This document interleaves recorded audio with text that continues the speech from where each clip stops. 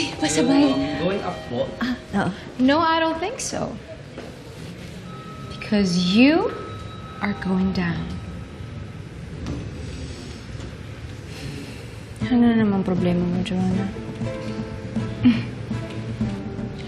Well, I just want to remind you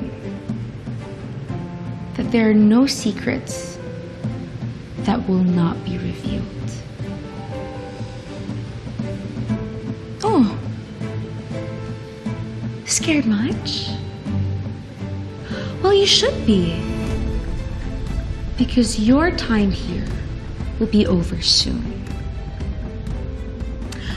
How about now na?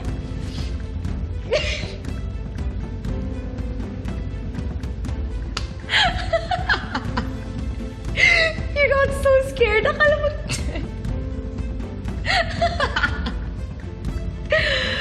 Oh my God. It's so funny. Tapos ka na? Para lang sabihin ko sa'yo, wala akong kinakatakutan. Well, alam ko wala akong ginagawang masama. Kahit ano pang gawin yung pag-discourage sa akin, itutuloy ko pa rin ang laban dito sa company at para kanila.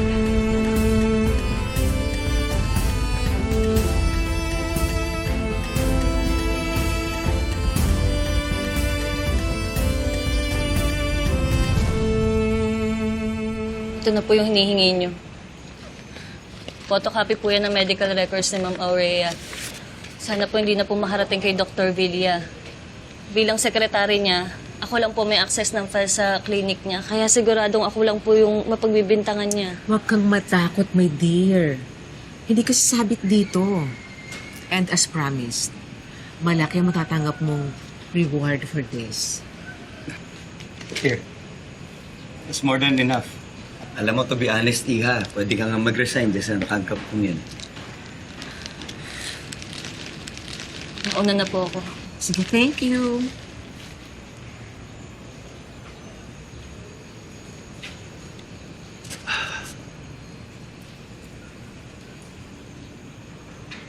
May Alzheimer si Madam Aurea?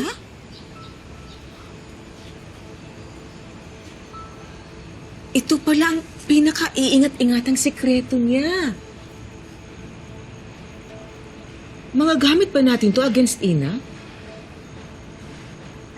Definitely, Lani. At ito na rin ang magiging dahilan para tuluyang mapabagsak si Ina.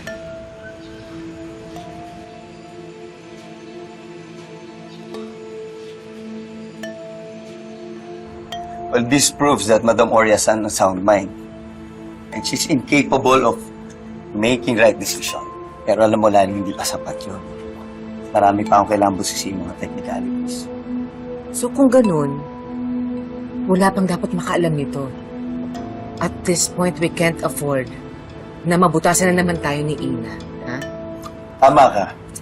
Tama ka. Meron na nga tayong hawak laban kay Ina. Pero para sa akin kasi, Lani, hindi pa yung sapat. Kailangan natin ng mas matibay.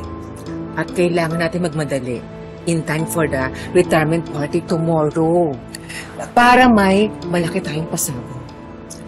Natuluyang yayanig sa mundo. Pagbabagsakin natin si Ina.